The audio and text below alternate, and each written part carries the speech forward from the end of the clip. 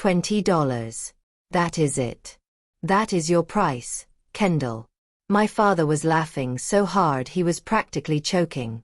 He pointed a shaking finger at the single bill sitting on the glass table between us. That is exactly what you are worth to this family, he wheezed. Grandpa finally got the last laugh. Next to him, my brother Marcus slapped the table, wiping tears from his eyes. $20. I guess being the boring, responsible one didn't pay off, did it? I didn't say a word. I just stared at the money. While they laughed, I did the math in my head. I wasn't counting the inheritance I lost. I was counting what I had spent on them. I thought about the $15,000 I pulled from my savings to bail Marcus out of jail last winter so he wouldn't have a record. I thought about the $5,000 worth of jewelry my sister Vanessa stole from my bedroom and sold, which I never reported to the police because family protects family. I thought about the 10 years I spent fixing my father's tax returns for free so the IRS wouldn't come knocking at his door. They saw a $20 bill and saw a punchline. I looked closer. Around the serial number, there was a thick circle in red ink. My grandfather didn't make mistakes. He didn't do pranks. That red circle wasn't an insult. It was a code. I reached out and picked up the bill. It felt crisp in my hand. I folded it once and slid it into my pocket. "Enjoy the house, Dad," I said, my voice calm enough to stop their laughter cold. "You are going to need it. Have you ever been the one holding the family together while they treat you like you are invisible? Tell me in the comments where you are listening from right now. I want to see who understands this kind of betrayal." 1 week later, the world turned white. We were trapped in my grandfather's estate in the Catskills. A sprawling stone fortress buried under 3 feet of snow. The roads were closed. The power lines were down. The generator hummed in the basement, a low, dying vibration that made the crystal chandelier in the library tremble. It was supposed to be a weekend to inventory the assets. Or at least that was the lie my father told to get me up the mountain. The truth was much uglier. I stood by the fireplace, watching the embers fade. My father, Douglas, was pacing the rug, a glass of scotch in his hand. He looked 10 years older than he had at the lawyer's office. His skin was gray, clammy, with a sweat that had nothing to do with the heat of the fire. "Sign the waiver, Kendall," he said. His voice wasn't booming anymore. It was thin and desperate. "We can't wait for probate. We need to liquidate the estate now tonight." I looked at the document on the table. It was a release form waiving my right to contest any sale of the property. If I signed it, they could sell the house, the land, and the contents to a private buyer by Monday morning. "Why the rush, Dad?" I asked, keeping my back to the wall. "Grandpa isn't even cold yet because we don't have time," Marcus shouted from the corner. He wasn't pacing. He was vibrating. He looked like a man who hadn't slept in days. "Stop asking questions and sign the paper, or I swear to God." "You swear what, Marcus?" I turned to him. "You'll hit me again." He lunged forward, but Douglas caught his arm. That was when the truth finally spilled out, messy and terrified. "We owe people, Kendall," Douglas whispered. "Bad people, the business, I leveraged it, all of it." "And Marcus," he looked at his son with a mixture of disgust and terror. "He borrowed against the inheritance before Grandpa even died." $2.5 million, Marcus choked out. "I owe $2.5 million. If I don't have it by Tuesday, they aren't going to sue me. They are going to kill me." The room went silent, save for the wind howling against the leaded glass windows. I looked at them, really looked at them. For years, I had been afraid of these men. I had flinched at their raised voices, made myself small to avoid their wrath. But standing there in the flickering light, I didn't feel fear. I felt clarity. In psychology, they call it an extinction burst. It's what happens when a toxic system loses its supply. When a narcissist realizes they are losing control, they don't negotiate. They explode. They ramp up the aggression, the threats, the volume, hoping that the sheer force of their rage will force the victim back into compliance. It looks like power, but it isn't. It's panic. It's the final desperate thrashing of a drowning animal. My father slammed his glass down, shattering it. "You are going to sign that paper," he snarled, stepping into my personal space. "You're my daughter. You exist to serve this family. You don't get to say no." He thought he was being terrifying. I just saw a man who knew he was already dead. "I can't sign it, Dad," I said softly. "Why not?" He screamed, veins bulging in his neck. "Because you can't sell what you don't own." I walked past him toward the heavy oak door leading to the basement. Marcus moved to block me. His hands balled into fists, but I didn't stop. "You want the money?" I asked, my hand on the cold brass knob. "It's downstairs." Grandpa showed me. The rage on their faces vanished, replaced instantly by a greedy, desperate hunger. The extinction burst had paused. Now the trap was set. The atmosphere in the room shifted so fast it gave me whiplash. 1 second, Marcus was ready to take my head off. The next, he was staring at the basement door like a starving dog looks at a steak. "Grandpa was paranoid," I said, stepping away from the door frame. "He didn't trust banks. He didn't trust the government. And he certainly didn't trust you." "Where is it?" Douglas demanded. He wiped the sweat from his forehead with his sleeve, his earlier bluster replaced by a frantic vibrating need. "Show me." I didn't answer him. I just turned and started walking down the narrow wooden stairs. The air got colder with every step. The generator was down here somewhere, chugging away in the darkness, filling the space with the smell of diesel and damp concrete.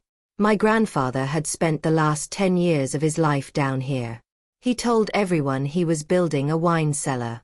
My father never bothered to check. He was too busy spending money he hadn't earned yet to care about an old man's hobbies. I reached the bottom landing and pulled the string for the single overhead bulb. It flickered to life, casting long dancing shadows against the far wall. "There's nothing here." Vanessa snapped from the stairs behind me. She was hugging herself, her designer coat pulled tight against the chill. "It's just a wall, Kendall.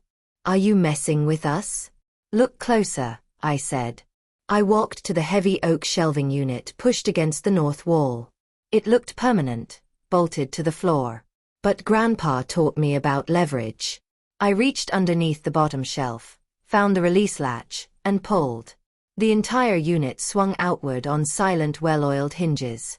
Behind it wasn't concrete. It was steel. A massive brushed metal door set flush into the foundation. It looked like something you'd see in a bank heist movie, out of place and imposing in this dusty basement. In the center of the door was a digital keypad. Douglas pushed past me, his eyes wide. He reached for the handle and yanked. It didn't budge. "It's locked," he shouted, panic rising in his voice again. "It's locked." "What's the code?" "What's the damn code?" He started punching random numbers. 1234000. The keypad beeped an angry red error tone each time. "Stop," I said. "You'll trigger the lockout." "Then open it," Marcus yelled. He was standing right behind me, breathing heavy, smelling like stale bourbon and fear. "Open it now or I swear." "You swear what?" "You'll hurt the only person who knows the combination." I looked him dead in the eye. He flinched. I reached into my pocket and pulled out the crumpled $20 bill. The one they had laughed at. The one my father had pointed at while he wheezed with amusement. "You thought this was a joke?" I said softly, smoothing the bill out against the cold steel of the vault door. "You thought Grandpa left me $20 because he didn't love me. But Grandpa didn't speak in jokes. He spoke in numbers." I looked at the serial number. 8 digits circled in red ink. My fingers hovered over the keypad for 7. I could feel them holding their breath. The silence in the basement was heavy, pressurized. It felt like the air before a thunderstorm. 8 but 5Z. I hit the pound key. There was a heavy mechanical thunk followed by the hiss of a hydraulic seal breaking. The green light on the keypad flashed once. I didn't even have to pull the handle. The door swung open on its own just an inch. Douglas didn't wait. He shoved me hard against the wall, scrambling for the handle. Move.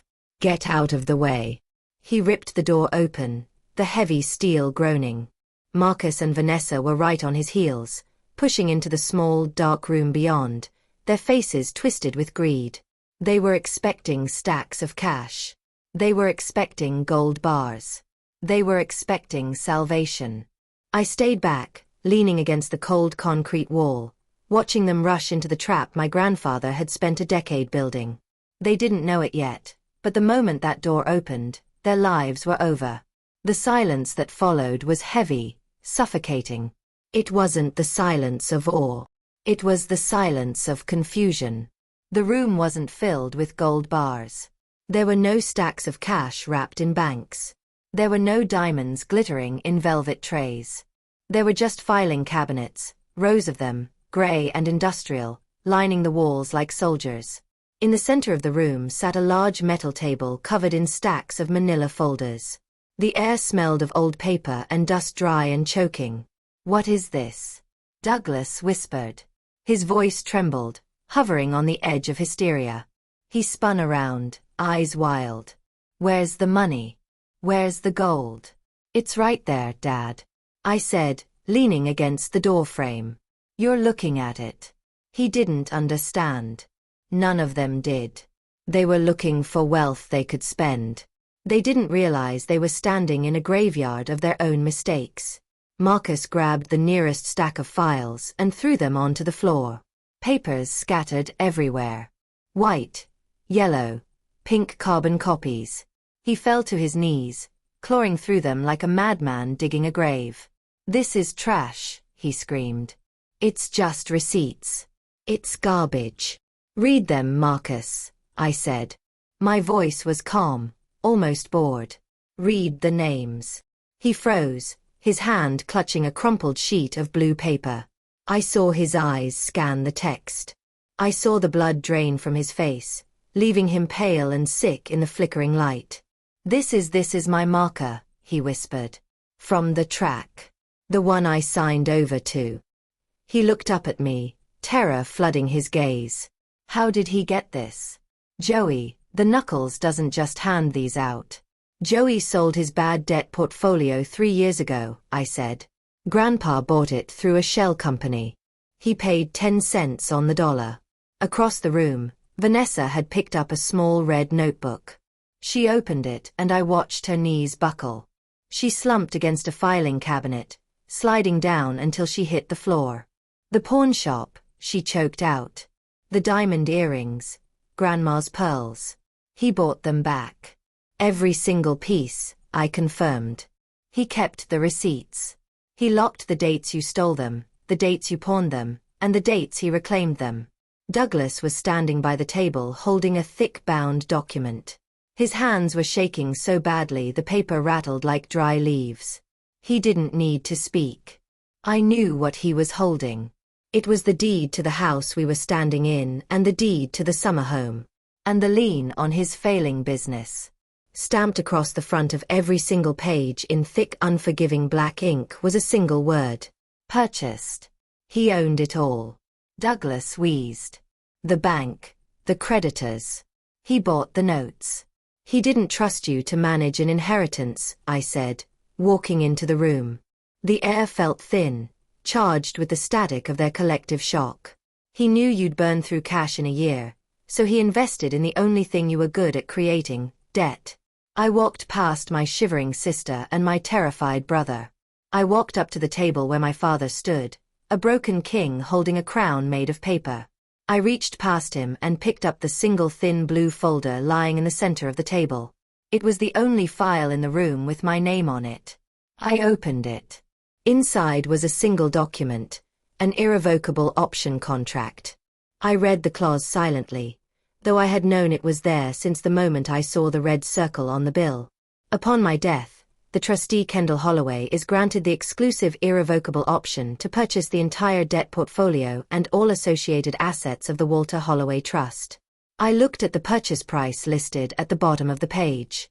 Consideration $20. It wasn't an inheritance. It was a sale. Grandpa hadn't given me a fortune. He had given me a weapon. And he had set the price exactly low enough that I could afford to pull the trigger. This is ridiculous. Douglas let out a short bark-like laugh. It was the sound of a man trying to convince himself that gravity didn't apply to him.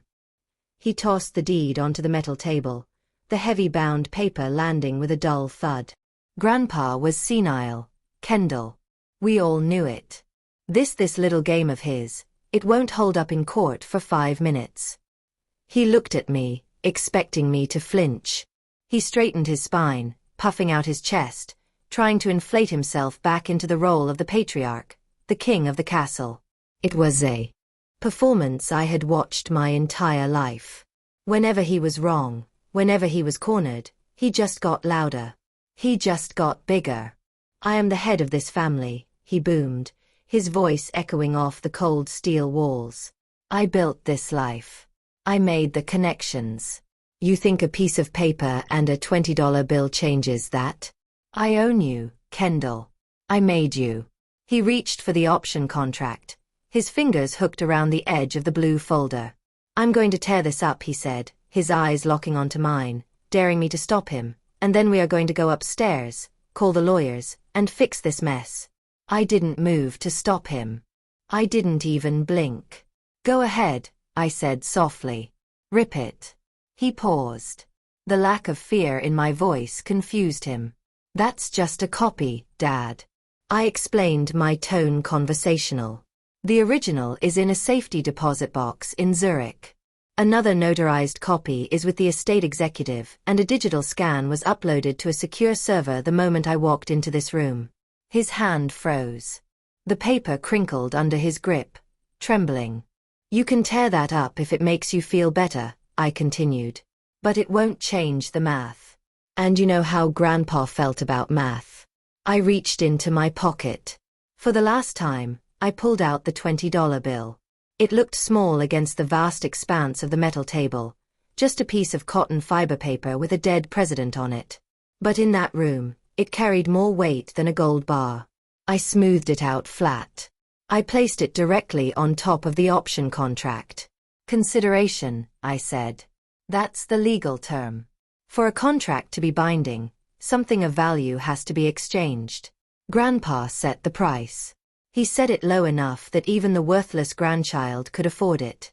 I pulled a pen from my pocket. It was a cheap plastic big pen, the kind I used to chew on when I was doing my father's taxes at the kitchen table while he watched football. Don't, Marcus whispered. His voice was thin, reedy. He understood. He knew what that signature meant. Kendall, please don't. I looked at them. My father, the bully who had shrunk into a frightened old man. My brother, the predator who was now the prey. My sister, the thief who realized she had nothing left to steal. You wanted me to sign a document tonight, I said. You wanted me to sign away my rights. You wanted me to disappear. I uncapped the pen. I'm giving you exactly what you asked for. I'm signing. I pressed the pen to the paper. The sound of the tip scratching against the page was the loudest thing in the world. I signed my full name, date, time. I pushed the document and the $20 bill toward the center of the table. Done, I said. The transaction is complete. The room went hollow. That signature wasn't ink. It was a blade falling. Douglas stared at the signed bill as the fury drained from his face, leaving it pale and empty. In that moment, he understood he wasn't looking at his daughter anymore. He was looking at his owner. So, what does this mean? Vanessa whispered, her voice small and shaking. I didn't look at her. Douglas was staring at the contract like it had bitten him. It means, I said calmly, closing the pen. The hierarchy of this family has just changed. I lifted the blue folder. It felt heavier than any gold they'd hoped to inherit. You thought Grandpa was hoarding money, I continued. He wasn't. He spent every dollar buying your debts. Every default, every missed payment, every loan you took from people who break bones, he bought them. I stopped in front of Marcus. Those loan sharks don't own you anymore. I do. Marcus gagged and collapsed, retching onto the concrete. Fear had replaced entitlement. And you, Dad, I said. Douglas sat slumped, his expensive suit hanging loose. You leveraged everything to look powerful. Grandpa bought the notes. He became the lien holder on your life. His voice cracked. What will people think if I lose the house? Even now, he cared only about appearances. You won't be their neighbor, I said flatly. Vanessa sobbed, backing away. You can't own us. I don't want to, I replied. I just want to be paid. I erased my phone. I'm your judgment creditor. I can seize assets, garnish wages, foreclose. I checked the time. The storm's over. You have until dawn to leave all properties. Douglas protested weakly. That's illegal. If you were tenants, I said, you're squatters. And if you challenge me, I release your company audit to the SEC. His face went white. He knew I knew everything. Marcus stood shakily. What about my debt? You'll sell everything, I said. And until you pay it back, you work for me. Yes, exactly what they would have done to me. 6 hours, I said, turning away. That's when Marcus lunged. Iron poker raised. Douglas blocked the door. Get the file. Douglas shouted. I didn't scream. I held up my phone. Smile. I said you're live. The feed showed everything. I explained the fail-safe. Miss a check-in and the footage, documents, and fraud evidence went to the authorities. Marcus froze. The poker fell. It wasn't mercy that stopped him. It was math. Move. I told Douglas. He did. I left without looking back. The house behind me went dark, cold, empty. For the first time in my life, I felt warm. Sometimes the cheapest thing you can buy is your freedom.